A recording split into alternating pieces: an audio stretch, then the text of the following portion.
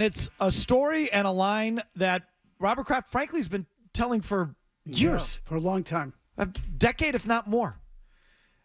Basically, patting himself on the back. I've heard Jonathan Kraft say that Robert Kraft's decision to trade for Bill Belichick with the Jets was one of the best trades in NFL history, and my father doesn't get enough credit for it. And part of that story is what Robert Kraft just said there. Bill Belichick was a failure in Cleveland. He was an under 500 coach. Many people advised me, and again, he's been various forms. He said all these things for a decade. I was advised strongly not to take him by people in the NFL. People in the NFL came to me and said, stay away from this guy. And I had the power of conviction to still do it. See, Kraft has been saying this for a long time. I'm sure it's in the Dynasty book. It's funny. We have these, Gary Myers just wrote a book, Brady versus Belichick, which I would say the timing on this is poor. Because a couple of years ago, we could have debated this. I don't think there is any more Brady versus Belichick. This one's over. No, but it was a landslide.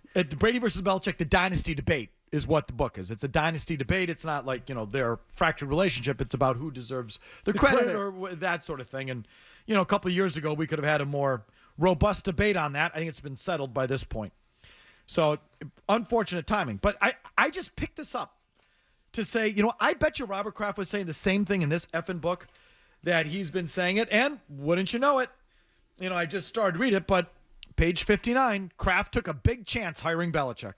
And then it goes into the history in Cleveland and his track record in Cleveland and all of this. And so for years, Robert Kraft, Jonathan Kraft, the Patriots have been giving Robert credit. And Robert's been giving himself credit for taking this big risk on hiring Bill Belichick, trading a draft pick to the Jets, because Bill had a bad reputation and there were people across the league telling him, don't do this. And Bill's, to this point, just taken it. He's never responded to that narrative. He responded today. This was great. I mean, I think this is incredible. It is, frankly. Yeah, it is. It's incredible that these two are still at it. And it just, again, speaks to how real the problems were here and the fracture was, and the phony baloney press conference when they let him go and all of this. It just speaks to the true state of where these guys are at. They're still bickering. They're still at it. And it just speaks to, for both of these guys, the neediness, the ego. You've got to be kidding me. I mean, Robert has everything a man could need in life, from family and success and everything. And it feels like at every turn, he needs that adulation, that credit, that affirmation. It's like, what is the wow? Like, what is up, Robert, with that? Bill is considered, certainly his reputation's taken a hit, but he's going to be on anyone's list for the greatest coach of all time, somewhere near the top. It's cemented. And Robert has to let you know, I took a risk in taking this guy on. And now Bill has to let you know who really took the risk. The neediness and ego of these two guys.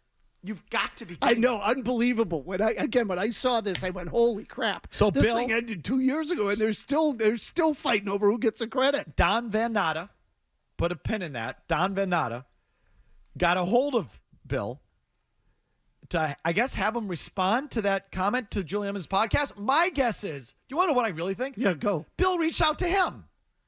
I'm like, why would, Robert's been saying that for years. Not the first time. I bet it's in every book that's ever been written about the Patriots. Every time Robert talks about his best moves or the history of the Patriots, he mentions the risk I took with Bill Belichick when everyone told me not to do it. He said it 1,000 times. This is the time Van Natta is going to call Bill on Nantucket and say, what do you think of this? Just the opposite. Bill heard it and said, that's it. Enough of this. Enough. And he decided to respond. He told Van Natta, quote, as I told Robert multiple times through the years, I took a big risk by taking the New England Patriots head coaching job. I already had an opportunity to be the head coach of the New York Jets, but the ownership situation was unstable. Venata writes that Belichick said he was urged by scores of people. A score is 20. 20. 20. A dozen. Yeah, that would be 12. dozens, right? Scores. Scores. 4 and 20 years ago, 84 years ago. Yeah, 4 years ago. 4 and 7 years ago. Yeah. That was in the neighborhood. Yeah, Abraham Lincoln. As Belichick said, he was urged by scores. So that means at least 40 people. Correct. Scores, correct. At least 40. Not a score of people. Scores. Belichick said he was urged by scores of people Unless he's talking in football terms, that it's potentially like 9 points. to reject Kraft's offer. He was urged by scores of people to reject Kraft's offer and remain with the Jets, who had just hired him despite the instability. Quote, I had been warned by multiple previous Patriots coaches, as well as other members of other NFL organizations and the media. Can I just stop right there? As if now Bill's listening to the media. Or no. He cares what the media has to say. No, his good friends in the media. That's why I let you know. The media was telling me, and I take that seriously. Now all of a sudden, the media gets a seat at the table. Those a-holes hate me, and even they told me Kraft was no good. He said this is everything that Robert said. Like Robert said, Robert's been saying for years. People in the league told me to stay away from this guy. The media hammered me for this decision. So what does Bill turn around and say? I had been warned by multiple previous Patriots coaches, as well as other members of other NFL organizations and the media, that the New England job was going to come with many internal obstacles. I made it clear that we would have to change the way the team was managed to regain the previously attained success. Oh, that is such a shot. And that is just it's so petty, these two. It's so needy. How can you two be so insecure?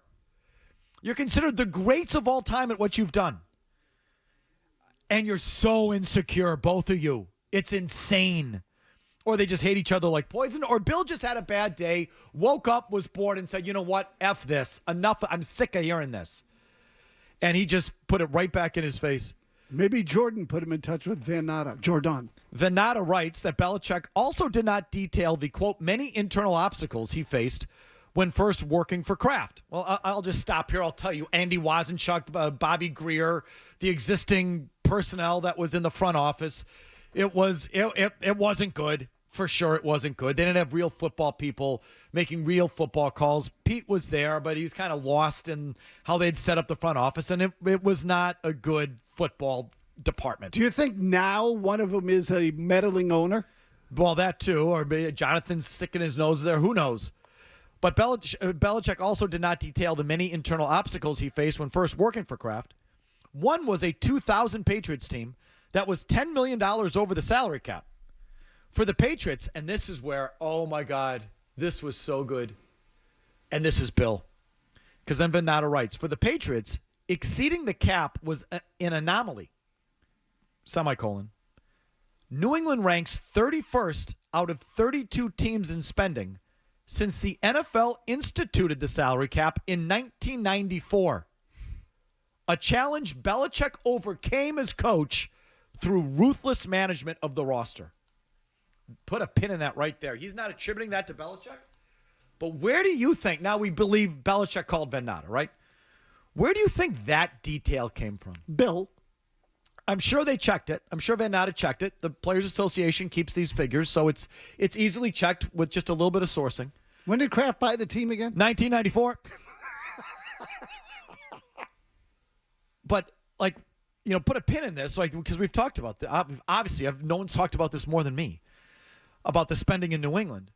And we all know, because even guys like Mike Reese have reported on now that they've had the lowest cash spent in the last 7 years, or 31st out of 32 teams in the last 10 years. And it's been different reporting on it recently.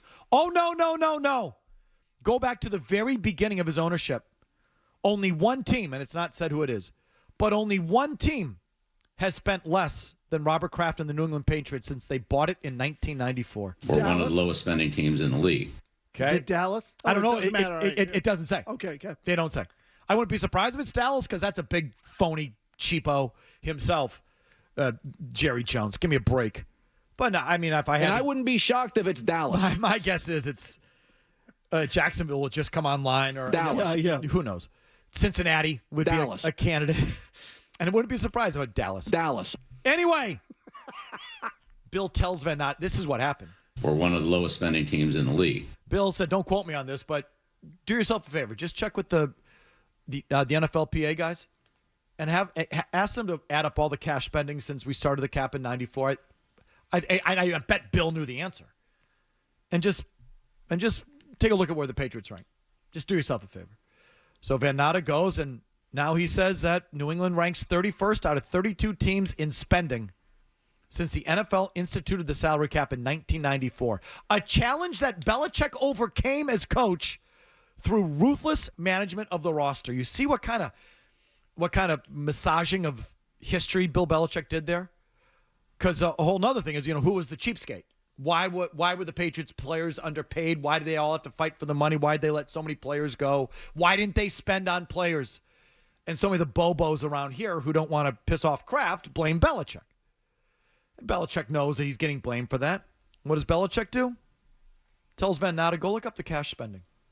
Look at what I had to deal with. Why was I so ruthless with the roster? Why was I such an a-hole when it came to contracts? Because I had to be. Because I had to spend the least amount of money in the league. Yep. And this predates Belichick. It postdates Belichick. Since the new CBA in 1994, since Kraft bought the team, in real cash spending, they are 31st out of 32 teams. Wowzer. That from Belichick.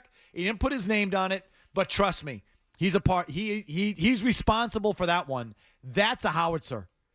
Because nothing gets the Krafts back up more than that topic. That's the third rail. Whether you're a player, a coach, media, whatever, that's the one. And Bill goes right there.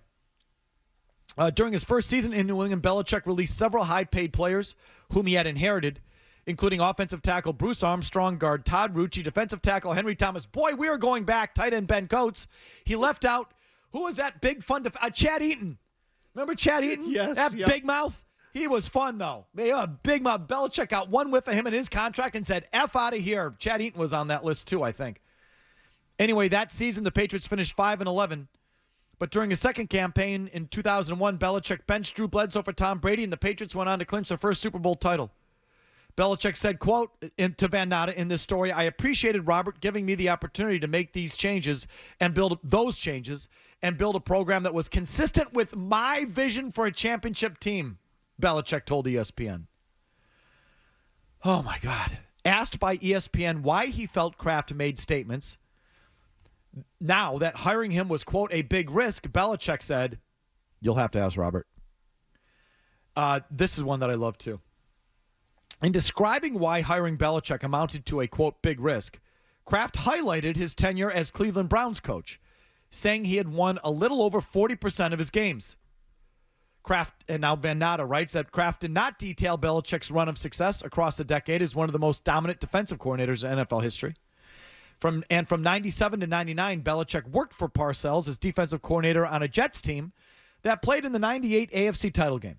Quote, fresh quote from Belichick.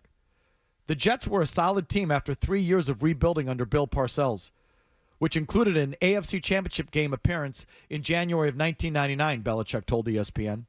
Meanwhile, the Patriots organization had dismantled their 1996 AFC championship team and became one of the worst in the AFC. It didn't help that they were $10 million over the cap heading into my first season as head coach in 2000.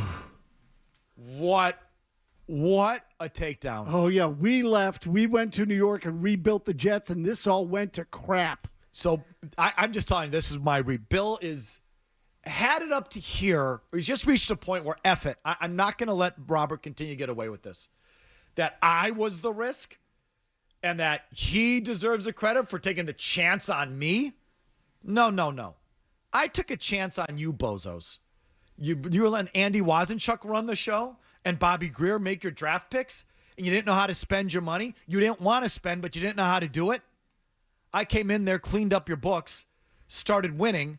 And oh, by the way, when I got there, you guys were a smoldering wreck. You were dismantling the thing that Parcells and I, is what he really means, built. We went to the Jets and did the same thing there. So I had to come back here and save your ass. And don't forget, you ranked 31st out of 32 teams in spending since you bought the team in 1994. Don't anyone forget that. Bill makes sure that gets in there. That is, what's wrong with these two? Oh, they're children. Children. Again, and it tells you, to me, so like, part of me agrees with Bill. Part of me agrees with him. But you know what? That's really not the story. Maybe you agree with Robert. Maybe you agree with Bill. Whatever. You pick a side. We've done that here for decades, for crying out loud. The story is they're still punching each other in the face over this. That's the story. That it's still going on. It's unbelievable. And you know what's the most unbelievable? Brittle egos is what it is. Brittle egos. Without Brady, you both kind of suck. Exactly. Without Brady, I don't know what to point to with either of you. Good grief. Stop pointing the finger at each other and just thank your lucky stars that kid dropped out of the sky in the draft and got on the field. Because without him, I don't know what I'd have to say about either of you two. Well, and you know what? This is further proof. Because they're both, good grief. They're both consumed with getting the credit, which tells you that neither one of them would have done much without Brady. For Pete's sake. But it's just so tasty. They just can't let it go. They can't stop. It's unbelievable. When I saw this, I went, holy crap.